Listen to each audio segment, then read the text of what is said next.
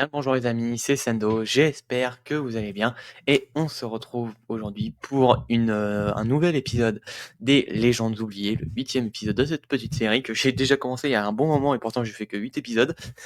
Ça, ça commence à être un peu violent, mais bref, pour ce nouvel épisode, il sera consacré à un de mes boxeurs préférés des années 2000-2010 qui est pour moi vraiment pas assez notifié au moins dans la sphère francophone. Ce boxeur, c'est Brian Viloria. Alors, Brian Viloria, c'est un nom, je pense que la plupart ne, voilà, ça parle à peine. Peut-être que vous en avez un peu entendu parler, peut-être que vous avez en tête certains de ses adversaires. Et je doute pas qu'il y en a certains parmi vous qui sont des psychopathes qui connaissent très bien sa carrière, soit qui l'ont revécu a posteriori, soit qui l'ont vécu en direct, ça j'en doute pas. Mais au global, aujourd'hui, on le connaît très, très, très mal et soit on le connaît très, très mal, soit on n'entend plus du tout parler. Mmh, alors que, c'est quelqu'un qui a vraiment eu son impact, a vraiment laissé son empreinte sur la boxe des années 2000-2010 dans les petites catégories. Voilà. Donc voilà, Brian Villor, il y a c'est un boxeur né à Hawaï en 1980, d'origine, philippine. Ouais, il mettra beaucoup en avant ses origines, philippines au fil de sa carrière. Voilà, donc boxeur né à Hawaï en 1980 qui, alors j'ai essayé de chercher un petit peu. Alors j'ai pas fait j'ai pas tout revu, j'ai pas revu ou relu toutes ces interviews, mais ouais, j'ai essayé de retrouver un petit peu certains points sur son enfance. J'avoue que j'en ai pas trouvé. Tout ce que je peux vous dire, c'est que, il est allé étudier à l'université du Michigan. Ouais, c'est quand même donc où il a notamment fait partie de la United States Olympic Education Center. Voilà, donc voilà, le centre olympique d'éducation, le centre d'éducation olympique, tout simplement. Et c'est un peu là-bas qu'il fera le plus gros de sa carrière amateur. Voilà, notamment de sa carrière amateur, je noterai qu'il a battu deux noms que vous connaissez, deux noms que vous connaissez forcément, deux frères, Glenn Donner et Nonito Donner. Voilà, Nonito Donner, voilà, future légende, all-time great, tout ce que vous voulez. Eh bien, Brian Viloria, il l'avait battu dans les rangs amateurs et dans les rangs amateurs, au global, il a à peu près tout raflé. Voilà, il a notamment, chez les juniors, il a notamment été double champion des États-Unis, respectivement à 105 et 106 livres, et il a été également champion du monde junior, voilà, et médaillé d'or donc voilà, en amateur chez les juniors, pas les amateurs, purs amateurs, mais vraiment les amateurs juniors, donc voilà, ceux qui tournent entre, 14 et 17 ans, je pense. Je sais pas, peut-être que je dis une grosse connerie, mais il me semble que c'est dans ces âges-là. Et voilà, à partir de 98 et ouais, il fera vraiment que des combats amateurs face à des adultes, généralement, où il sera également champion des États-Unis, en 99. Cette même année 99, il gagnera également les Golden Gloves, qui est une compétition extrêmement prestigieuse chez les amateurs, aux États-Unis, et il sera même champion du monde amateur en cette même année 99, et d'ailleurs il sera élu meilleur boxeur de l'année aux USA.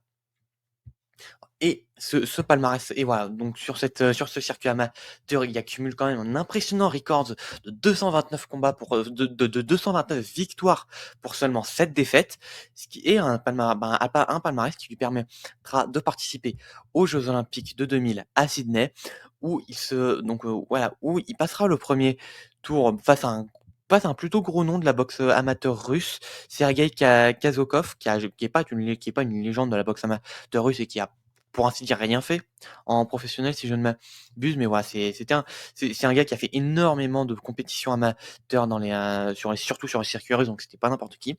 Et il s'inclinera au second tour face à Brahim Asloum, qui sera champion olympique. Donc en soi, c'est une défaite, certes, mais c'est pas du tout une défaite humiliante. Et après cette tentative olympique, il passera chez les pros dès la fin de l'année 2000. Non, même pas, non, pardon. Il passera chez les pros à partir de 2001, pardon, en mai 2001 pour être précis.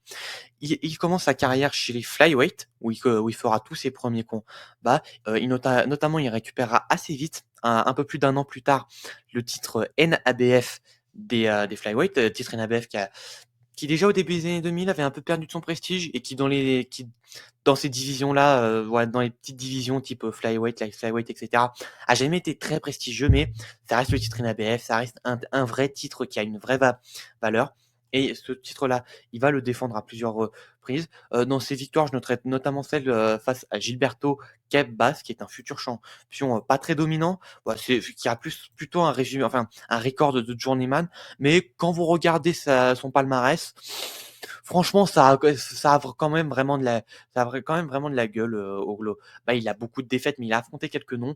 Comme je l'ai dit, il sera champion des années plus tard en 2010. Donc voilà, c'est quand même une belle victoire et un très beau stoppage de Brian Viloria. Et suite à cette victoire, il l'obtiendra, après 2 autres combats, sans titre en jeu assez anecdotiques, il obtiendra une chance pour la ceinture WBC des light flyweight. Donc pour son ouais, c'est quelque chose qui était beaucoup fait, à l'époque, qui a notamment été fait aussi par, Oscar De La Hoya. C'est tu fais ton début de carrière dans une division et quand tu as l'opportunité d'obtenir un titre mondial, tu descends d'une division. C'est un truc qui était pas mal fait. Ouais, enfin bon, pas mal fait, j'avoue que de tête, je suis juste capable de vous sortir, Oscar De La mais ouais, je suis sûr que quand on creuse un peu, ouais, on peut en trouver pas mal des gars comme ça. Et donc dans cette division, il obtiendra, son title shot face à Eric Ortiz, qui est notamment, connu pour avoir, enfin voilà, qui au global a pas eu une immense carrière, non plus, qui a une carrière honorable, mais pas énorme, qui a affronté pas mal de gars dans cette génération mince, dans cette génération light flyweight des années 2000, bah, surtout par la suite, il affrontera Ulysse Solis à 2 reprises, dont on reparlera un peu plus tard et notamment, il était devenu champion WBC en 2005 en battant un gars dont je vous ai déjà rapidement parlé, dans ma vidéo sur, Ivan Calderón, un certain José Antonio Eguir. Voilà, on en parlera juste après, mais voilà. Donc donc Eric Ortiz bat Eric Aguirre pour devenir champion WBC Light Flyweight, titre qui avait été laissé vacant par Roller RC notamment.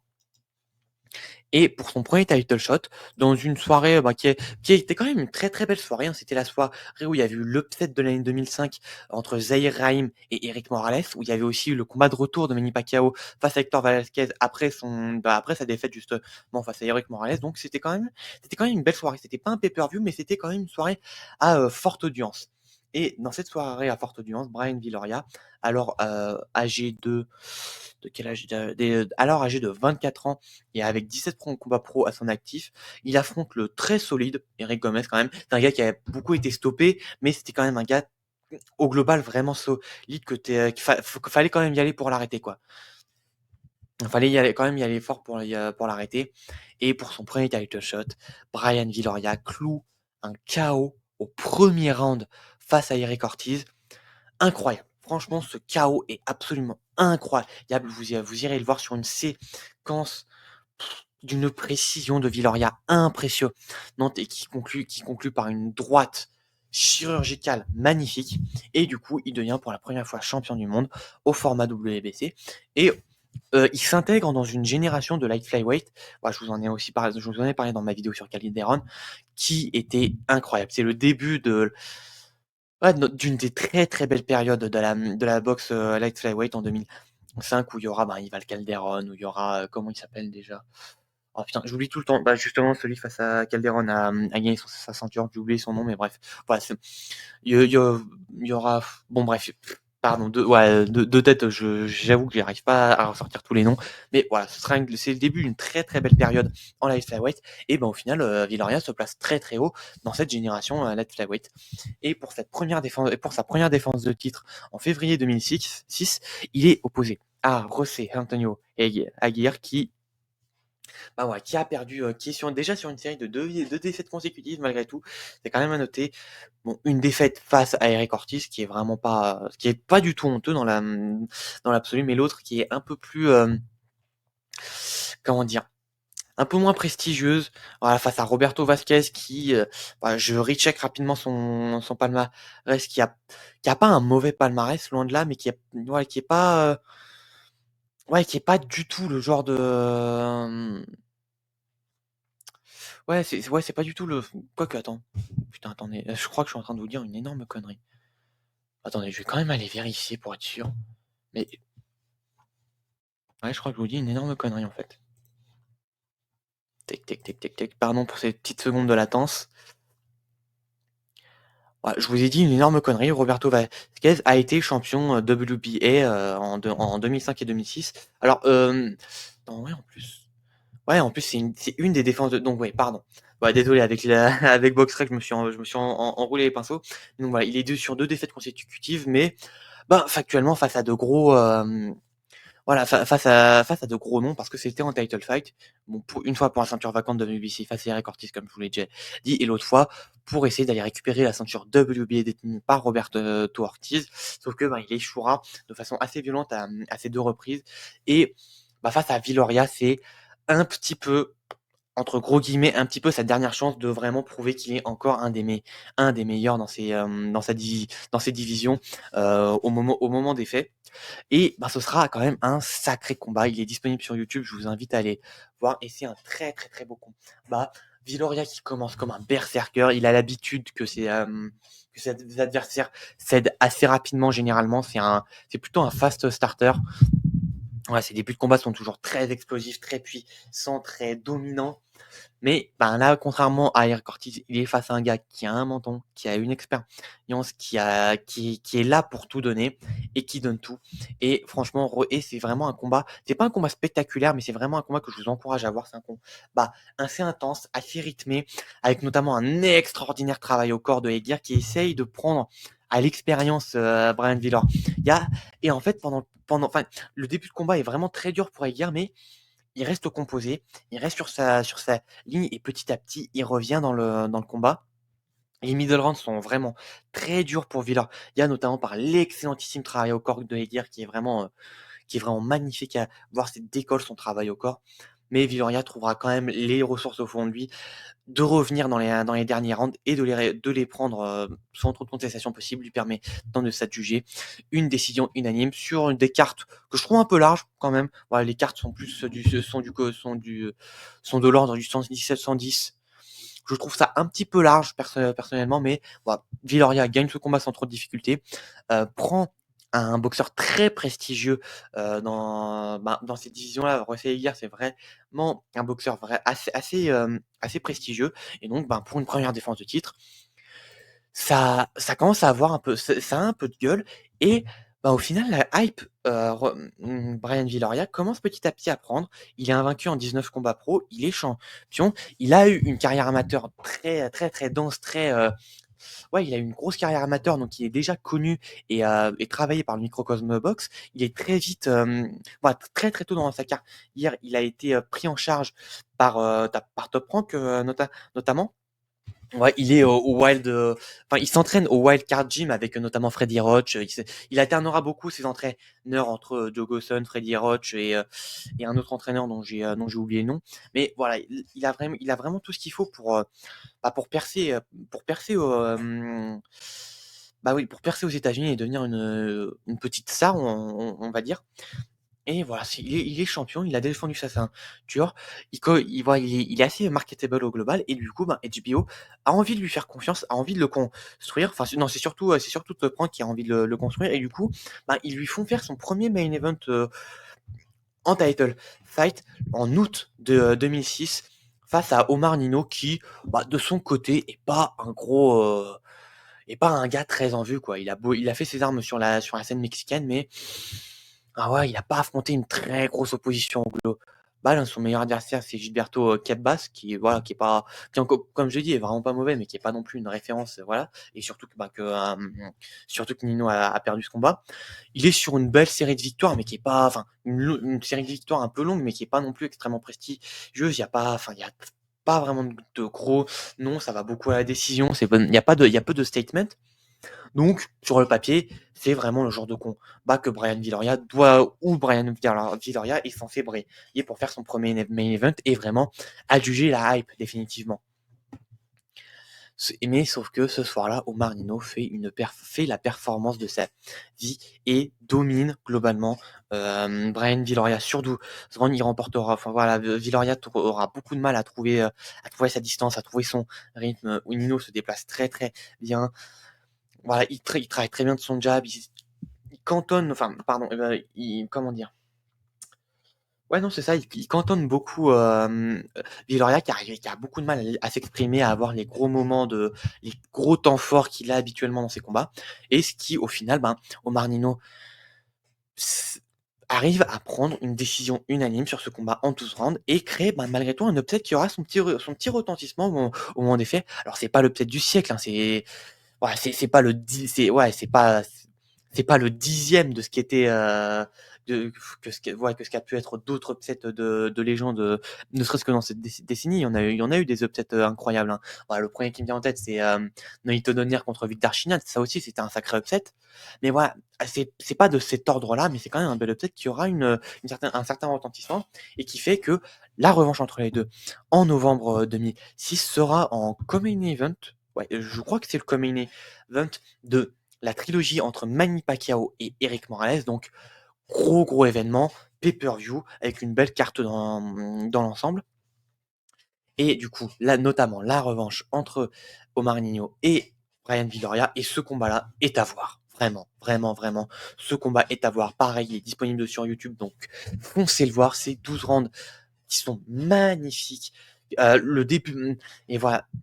Et notamment, le truc qui m'a marqué en revoyant ce combat, c'est l'ambiance de ce combat. L'ambiance de ce combat est incroyable. Alors que la salle est pas remplie. Elle est même loin d'être remplie. Elle est remplie qu'à moitié à ce moment-là de la soirée. Et pourtant, le stage est à moitié plein et pourtant ceux qui sont là, ils sont en feu. L'ambiance de ce stade, enfin de cette salle est incroyable. À chaque fois qu'il y a une grosse action, surtout dans les premiers rounds, le public explose, mais c'est incroyable à voir. Notamment le troisième round, enfin le troisième et le septième round ont des ambiances ont des ambiances de feu. Le troisième round est un round dinguissime enfin dinguissime peut-être pas, mais est vraiment un round assez incroyable que franchement je vous encourage à aller voir. Il y a aussi le dixième round qui est vraiment à voir, qui est incroyable, le pareil. Et il y aura mais malgré tout, malheureusement pour Brian Villor, il ne parviendra pas à récupérer la ceinture malgré un début de combat tonitruant où vraiment il est ultra dominant, il est plus rapide, plus technique, plus puissant qu'Omar Nino. Il domine Omar Nino sur les premiers rounds. Il l'envoie notamment une fois au tapis au 5e round, mais à partir du 5e round, Omar Nino se recompose et il est moins technique que Brian Viloria, sauf qu'il est un peu plus affûté tactiquement et il arrive à reprendre des rounds petit à petit, step by step. Il reprend des rounds dans le combat, malgré un nouveau knockdown au 9e round, mais un knockdown absolument incroyable. Notamment encore une fois une droite sur une superbe combinaison de Viloria qui remet Nino au tapis. Voilà, à la suite, un 10e round incroyable remporté par Viloria selon moi, mais 2 derniers rounds où Nino arrive à se recomposer et à gagner ces 2 derniers rounds, suffiront à Nino pour conserver ses ceintures sur un majority draw, donc un match nul, qui fera un petit peu débat, je pense, enfin de ce que j'ai compris, fera un petit peu notamment les commentateurs de HBO étaient vraiment voyaient vraiment Viloria avantagé sur ce combat-là, donc ça fera un petit peu des polémiques et notamment, ça sera un peu controversé et notamment parce que très peu de temps après ce combat, Nino sera chopé par la patrouille. Le combat sera tourné en no contest et Omar Nino suspendu pendant plus d'un an pour prise de méthamphétamine, il sera chopé pour ça et du coup, non seulement il remporte pas ce combat, mais en plus ils auraient pu directement faire une trilogie. Enfin, je pense que ce qui était dans les papiers après ce match nul était de directement faire la trilogie au plus vite, sauf que comme Nino se fait choper par la pétro, il se fait suspendre, et la ceinture est rendue vacante et sera remise en jeu entre Brian Viloria et Edgar Sosa. À ce moment-là, Edgar Sosa, c'est pas vraiment une référence. Il a 27 ans, 26 victoires, 5 défaites.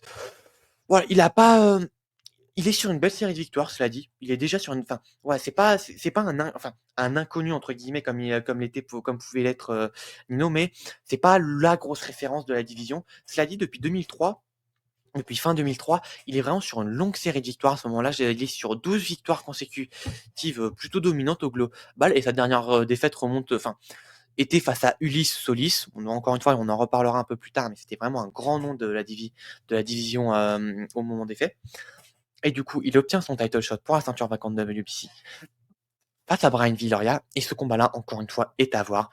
Pas pour c'est vraiment le genre de combat qui sont pas spectaculaires encore une fois, mais qui sont très, très durs, très, très âpres. C'est vraiment une guerre de tranchées sur 12 rounds là encore et c'est encore un combat qui est très, très plaisant à voir avec les gros moments de brillance de Brian Vilar. Il y a notamment, notamment les premiers rounds sont incroyables de la part de Viloria, mais Edgar Sosa, un peu à la façon de Omar Nino, arrivera à gérer, Brian Viloria et réussira à prendre suffisamment de rounds pour récupérer la décision sur une majorité decision, 215-113 et un 114-114. Donc c'est vraiment que le combat était serré, mais un peu plus à l'avantage de Edgar Sosa.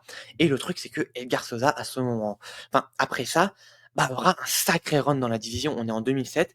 Il gardera cette ceinture jusqu'à fin 2009.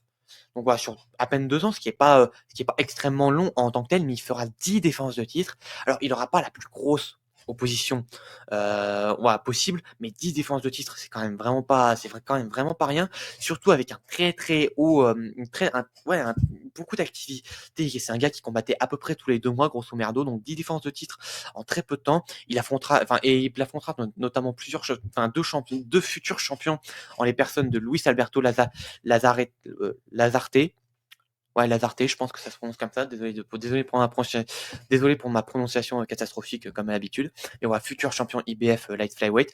Et Sonny Boyja, futur champion futur champion WBC Flyweight, oui, enfin, qui est ceinture qui récupérera en, en mettant un terme définitif à la carrière au plus haut niveau de Won Jong Kam notamment, donc c'est vraiment pas n'importe qui là non plus.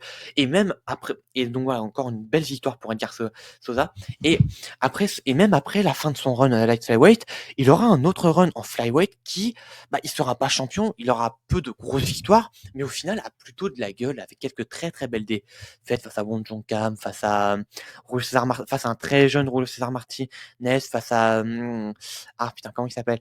Akira Yageishi également face à Roman Gonzalez, face à Denis Niete. Donc voilà, c'est quand même un run qui aura un peu de la gueule dans Flyweight. Donc Edgar Sosa, je pense pas qu'on puisse dire que ce soit un Hall of Famer. Franchement, bon, quand tu vois la gueule de certains Hall of Famer actuels, ouais, il ne démériterait pas non plus. Mais voilà, Edgar Sosa, c'est pas un Hall of Famer garanti, mais c'est vraiment un gars qu'il fallait se taper à ce moment-là. C'était vraiment pas n'importe qui. Et du coup, pas une défaite déshonorable du tout pour Viloria, qui, à la suite de cette défaite, prendra un peu de temps pour lui. Il prendra une huitaine de mois avant de recombattre. Et cette fois, et voilà, après ça, il reprendra un run. Alors, comme il l'a fait dans son début de carrière, il reprendra une petite série de victoires, surtout en flyweight et au-dessus, ce qui lui permettra d'obtenir un title shot aux Philippines. Voilà, combat qui aura lieu aux Philippines. Donc, voilà, comme j'ai dit en tout début de vidéo, Viloria a est de descendance philippine, donc et voilà, et notamment, il sera dans la team de Freddy Roach, qui était de la team des Philippins, notamment à l'époque. Voilà, il sera, et donc voilà, il saura essayer, ils essaieront aussi d'être un peu, de le marketer un petit peu aux Philippines, et notamment pour ce nouveau title shot, toujours en light flyweight, cette fois-ci au format IBF, face à un gars que j'ai déjà évoqué rapidement à plusieurs reprises, Ulysse Solis. Ulysse Solis, à ce moment-là, il est sur un règne en light flyweight au format IBF qui est assez impressionnant. Voilà, il a battu Eric Ortiz, il a battu à 2 reprises Will Grigsby, voilà, qui était vraiment pas n'importe qui à ce moment-là. Il a affronté et battu José Antonio Aguirre, il a affronté Rodey Mayol, qui plus tard battra Edgar Sosa, il a battu Glenn Donner également. Donc voilà, à ce moment-là, Ulysse Solis, c'est pas n'importe qui, loin de là. Il n'a qu'une seule défaite au compteur qui remonte, qui commence mine de rien à remonter. C'est un ancien enfin, ah non, ouais, qui remonte à 2004 face à Nelson Diepa. Ça a quand même un peu de la gueule, mine de rien. C'est un ancien champion du Mexique également. Donc voilà, il fait partie des meubles et c'est clairement un des tout meilleurs light flyweight du moment. Et c'est une des meilleures performances de la carrière de Brian Villa. Il y a 11 rounds de contrôle où Solis essaiera quand même de se révolter et voilà, aura quand même quelques belles séquences pour lui, mais où globalement, enfin vraiment, il est vraiment Villoria est au-dessus et il finit le combat sur un KO au 11e round qui est incroyable. Et du coup, il devient champion pour la deuxième fois dans cette division light flyweight face à un très gros nom de la division, ce qui, je pense, à ce moment-là, est sa meilleure victoire en carrière. Donc, c'est vraiment pas rien. Et après une défense assez anecdotique à Hawaï, donc enfin pas anecdotique par l'adversité, mais qui est quand même notable par le fait que ça se déroule à Hawaï sur ses terres natales, etc. Il retourne aux Philippines pour essayer pour redéfendre son titre face à un certain Carlos Tamara qui là encore n'est pas une référence. Bon, il a perdu face à Omar Narvaez, qui n'est pas du tout honteux en soi. C'est une des dernières défenses de titre en flyweight de Omar Narvaez. Ouais, il a battu. Ouais, il a eu une défaite aussi très honorable face à Giovanni Segura. On en parlera un peu plus tard. Mais voilà, pareil, c'est pas une référence en tant que tel. C'est un boxeur colombien qui n'est pas une très grosse référence en tant que tel. Et ce combat, bordel de merde, en janvier 2010, est peut-être le meilleur combat en carrière de Villoria. Pas sa meilleure performance, mais son meilleur combat, parce que ce combat-là est une guerre absolument dantesque. 12 rounds au bout de l'enfer, où Villoria voilà, fera du Villoria au global, sauf que là, il est face à un gros light flyweight sur le plan physique, un gars qui cogne fort, un gars qui encaisse très bien ses frappes. Et, et voilà, et au final, Tamara, plus le temps passe, et plus il prend l'ascendant dans ce combat, plus le temps passe, et plus il fait mal à Villoria. Et dans les Championship Rounds, il déchaînera les enfers sur Villoria. Il finira par l'arrêter au 12e round sur un stoppage, plutôt sur une dernière minute de combat assez flippante où Villoria est vraiment plus dedans, où il a plus rien dans le gas tank, où il est vraiment très entamé et ça se voit à l'œil nu. Il y a plusieurs séquences où en fait il tombe, mais sous l'effet de son propre coup, il y a deux séquences où ça finit qui sont succinctes. Donc c'est assez terrifiant. Et la séquence de finition est pas rassurante du tout. Et du coup, Brian Villoria subit sa première défaite avant la limite et le pire dans cette histoire, c'est qu'il était vraiment à une minute 15 de conserver sa ceinture parce qu'il était en avance à la décision aux yeux des trois juges. Ouais, aux yeux des trois juges, il était ouais, non, pardon. Aux yeux de deux juges, il était en avance, une courte avance, mais voilà. S'il avait tenu ce 12e round, sûrement qu'il aurait conservé son titre, soit par match nul. En l'occurrence, ça aurait été par match nul parce que je pense qu'il il y avait un juge qui avait 104 à son avantage. Le 12e round était vraiment pour Tamara, donc je pense que ça aurait été un match nul. Mais voilà, il était à ça de conserver sa ceinture et c'est pas arrivé. Et franchement, la fin du combat sera assez terrifiante où il devra très vite être pris en charge par les médecins, où ils devront lui mettre voilà, le masque à oxygène, ce qui est jamais rassurant à voir. Donc voilà, c'est grosse défaite pour Brian Villor. Il y a en ce début d'année 2010 qui scellera également la fin de son run en light flyweight et à partir de là, il montera définitivement en flyweight. Peut-être aussi que c'était voilà, peut-être aussi que cette défaite était un petit peu due au fait que il avait de plus en mal à faire le poids, etc. C'est possible. Je pense pas que ce soit le principal facteur. Je pense que c'est surtout qu'il était face à un gars qui était là pour faire la performance de sa vie et qui au final fera la performance de sa vie et arrivera pas vraiment à capitaliser par la suite. Il perdra directement son titre 4 mois plus tard. Il sera pas champion longtemps. Il prendra sa retraite relativement vite après, 3 ans après cette victoire, il prendra sa retraite. Donc c'est pas, ouais, c'est pas une grosse, le combat est extraordinaire, mais voilà, dans l'absolu, sur le papier, c'est pas une grande défaite pour Brian Villoria. Et donc, suite à cette défaite, il décidera de monter définitivement en flyweight. Son combat d'entrée sera pas simple face à Omar Soto, qui était qui était un bon, attends, qui affrontera notamment, en fait, que d'ailleurs Brian Villoria affrontera 2 fois, que voilà, Soto qui battra également Glenn Donner aussi un peu plus tard, qui affrontera aussi Roman Gonzalez sans titre en jeu pendant le règne de champion light flyweight de Roman Gonzalez. Donc voilà, c'était plutôt un gars pas trop mal qui avait aussi affronté Narvaez. Donc voilà, c'est pas mal du tout au global, même si c'est pas un gros palmarès, puis il y a beaucoup de défaites, etc. Mais voilà, en combat d'entrée, c'est franchement pas mal.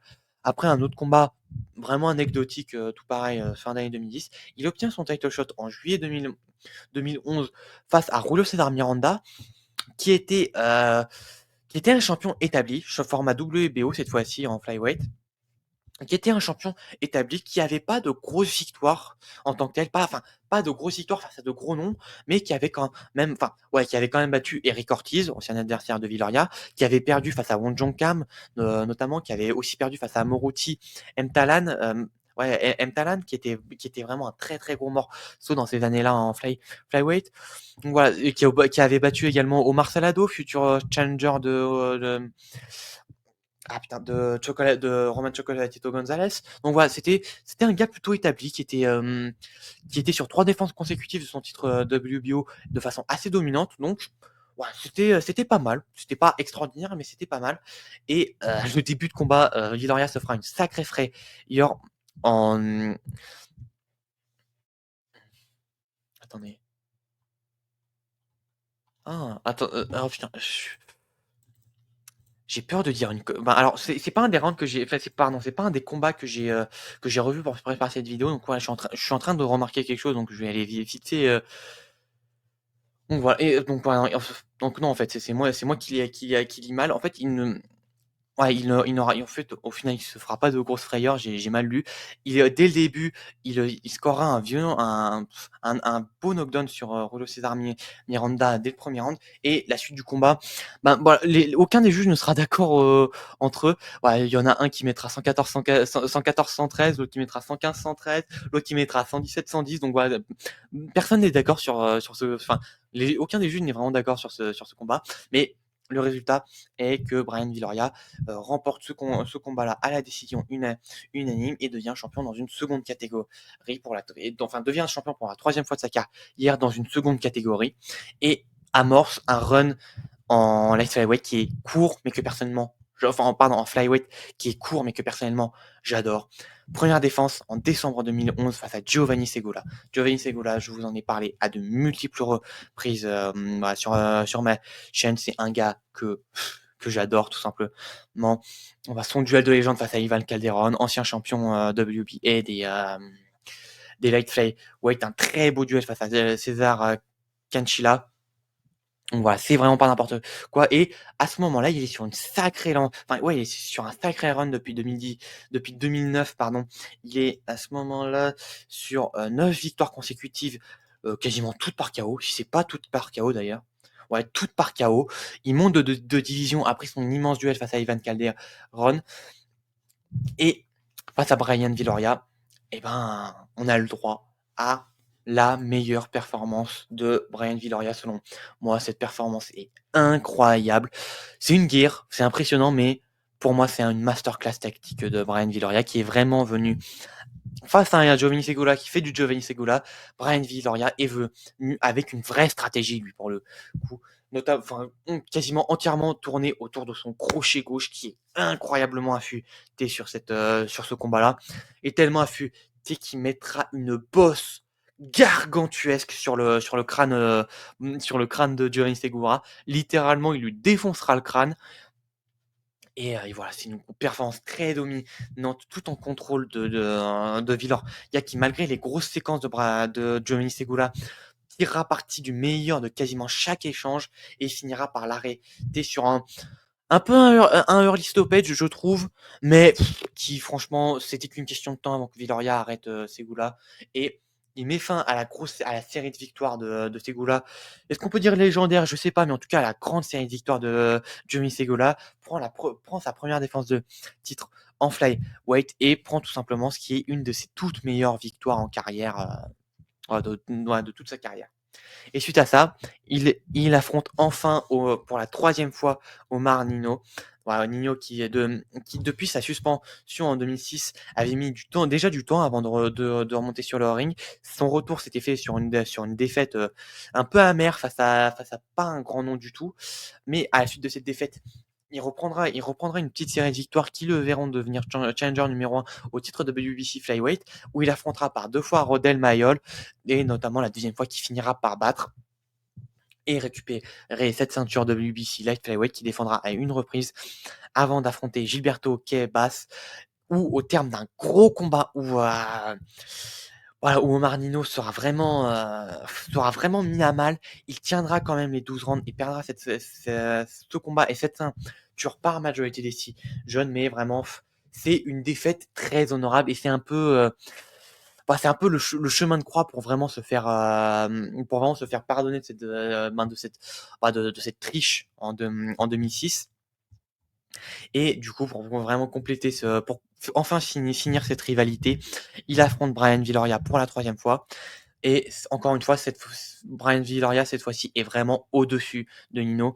Sûrement que Nino était déjà bien entamé, il avait 35 ans, il avait déjà un bon kilométrage au compteur, mais voilà, performance très très clean de Viloria qui finit par arrêter Nino au 9e round après plusieurs moments, notamment au 4e round où franchement l'arbitre aurait pu arrêter. Encore une fois, l'arrêt au 9e round est peut-être un peu rapide, mais franchement, c'était déjà la troisième ou quatrième séquence de ce joueur dans ce combat, donc je pense que l'arbitre a quand même pris une bonne décision en arrêtant ce combat.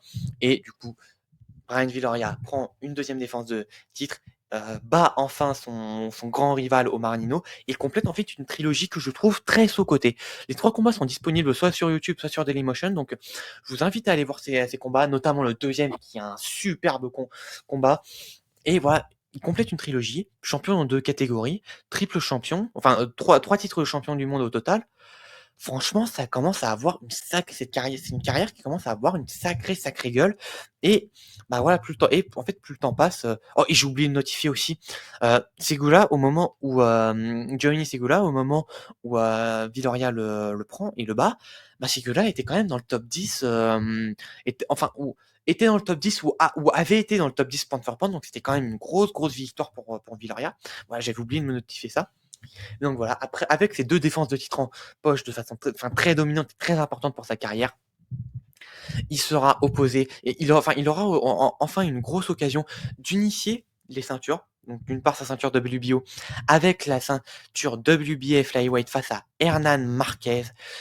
Hernan Marquez qui, un peu dans la lignée d'un Omar Nino ou d'un Julio César Miranda, qui est pas un grand nom dans l'absolu, mais qui était dans un momentum à l'époque qui était incroyable et notamment avec un duel incroyable, fantastique face à Luis Concepcion, avec notamment un premier combat en 2011 qui est dantesque. Un premier combat en 2011 absolument dantesque, complètement dingue de bout en bout. Encore une fois, je vous conseille très chaleureusement. Je pense qu'il est disponible sur Dailymotion, donc allez voir ce combat-là. Il est complètement dingue. Et Herman Marquez, qui sur ce combat était devenu champion de WBA, titre qu'il avait défendu à deux reprises par stoppage, avec également 2 combats sans titre en jeu face à des gars qui étaient pas des enfin ouais, qui étaient quand même de bons membres du top 15 des flyweight de cette époque. Donc voilà, c'était quand même un très bon champion. C'était pas le meilleur flyweight du moment, mais ouais, c'était clairement un top 5. C'était un vrai champion. Enfin, c'était un champion purement légitime. Sauf que there are level to this game. Et ce soir-là, Brian Viloria montre qu'il fait vraiment partie des grands boxeurs parce que face à un Herman Marquez qui est très dur au mal, très dur à finir, surtout à cette époque-là, qui était dans un gros momentum, etc. Qui était pas brillant techniquement, mais qui avait d'autres armes qui avait vraiment d'autres armes. Et ben, Brian Viloria sort encore une fois une de ses meilleures performances et déclingue, détruit, massacre, désosse, d'épaisse Herman Marquez. Vraiment, ce combat-là, il n'y a pas match entre les deux. Viloria envoie Marquez au tapis à 3 reprises, une fois au premier round, une fois au 5e, une fois au 10e, et finit par finir le travail très proprement au 10e round. Et du coup, eh ben, il unifie les ceintures WBO et WBA des flyweight. Et à ce moment-là, je pense qu'on peut affirmer que même s'il n'a pas le titre Lineal qui était notamment voilà, sur le titre Lineal Flyweight qui était à ce moment-là sur la ceinture WBC qui avait été défendu par Wonjong Kam, Daisuke Naito, Koki Kameda, qui là à ce moment-là je crois était dans les mains qui allait être dans les mains de Akira Yageishi, je crois. Non, ouais, qui était, ouais, mais ouais, qui allait dans assez peu de temps être dans les mains de Akira Yageishi. Voilà, c'était voilà, Viloria n'avait pas la ceinture, n'avait pas le titre Lineal Champ, mais à ce moment-là, je pense que en ce soir de novembre 2012, c'était le meilleur flyweight au monde à l'heure actuelle.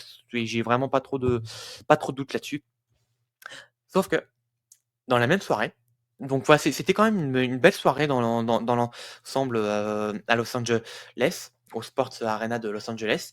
C'était le main event et franchement, un très beau main event, sauf que en co-main event, il y avait 2 hommes qui s'affrontaient pour la ceinture WBA des light flyweight. Roman Gonzalez, qui commençait vraiment à prendre l'aura qu'on lui connaît aujourd'hui de 4 cheveux. Enfin, ouais, à ce moment-là, il était champion que dans 2 divisions, strawweight et light flyweight, mais il était déjà sur un très beau règne light flyweight. Il commençait à vraiment avoir un gros, bah ouais, un gros bagage, on va dire, derrière lui, une grosse carrière derrière.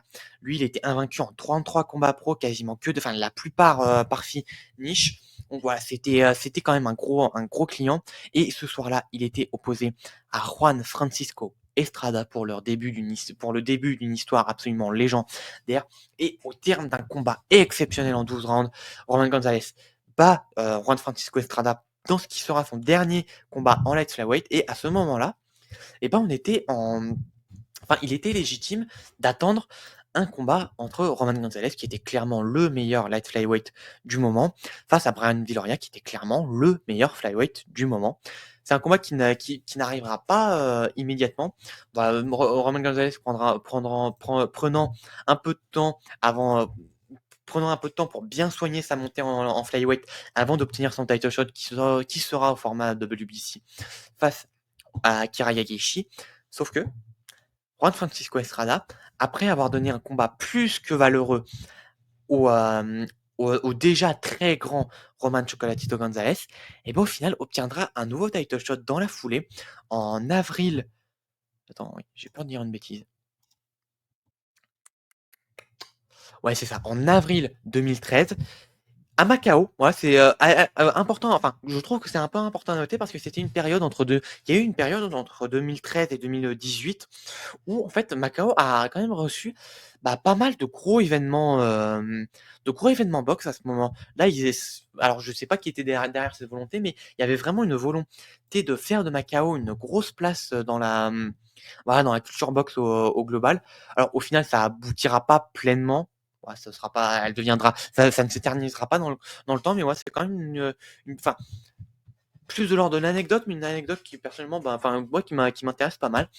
Mais du coup, en main event de l'une des premières grosses soirées à Macao organisées par Top Rank, eh bien, s'oppose Brian Viloria, champion unifié WBO et WBA des flyweight, et est opposé au jeune et très prometteur Juan Francisco Estrada, qui à ce moment-là voilà, a fait que 22 ans et déjà 28 combats au compteur, 26 victoires, 2 défaites, dont la dernière face à Roman Chocolatito Gonzalez dans un combat plus que valeureux. Et hormis ça, il était quand même sur quelques belles séries de victoires. Et donc, pour ce second title shot consécutif, Estrada crée l'exploit et finit par battre Brian Villor. Il y a dans un combat que j'ai pas pris le temps de revoir pour cette vidéo, mais donc duquel j'ai quand même un bon souvenir j'ai quand même un souvenir d'une belle maîtrise tactico-technique de Juan Francisco Estrada, qui est vraiment pas banal face à un adversaire du calibre et de l'expérience de Brian Viloria. Et voilà, du coup, Brian Viloria perd ses deux ceintures dès sa première défense sur une split decision qui, je trouve, a pas trop de sens quand même de souvenir. Il me semble quand même que Estrada gagne vraiment ce combat-là sans trop de contestation possible. Et il s'en ira sur un run, sur un règne de champion qui était particulièrement impressionnant. Il enchaînera 5 défenses de titre très dominantes face à une belle adversité au global. Donc voilà, il perd pas face à n'importe qui. Et donc, suite à cette nouvelle défaite, une nouvelle fois, il prendra une année sabbatique pour un peu se reprendre, voir où il en est dans sa carrière, etc. Il reviendra en mars 2014, toujours en flyweight. Il reprendra une petite série de victoires qui le verra notamment battre une nouvelle fois au Marsotto et qui lui permettra d'obtenir un nouveau title shot, cette fois-ci au format WBC face au légendaire, déjà au moment des faits, Roman Chocolatito Gonzalez. Et ce combat-là, vous devez aller le voir immédiatement. Immédiatement, ce combat-là est un des meilleurs, si c'est pas le meilleur combat en carrière de Brian Viloria est un des tout meilleurs combats en carrière de Roman Gonzalez. Et c'est très simple. Pour Gonzalez, il y a 5 combats d'exception, 5 combats légendaires. C'est 3 face à Estrada qui sont 3 classiques, malgré ce qu'on peut dire sur la décision des 2 derniers. Mais bref, ce sont 3 classiques qu'on doit voir.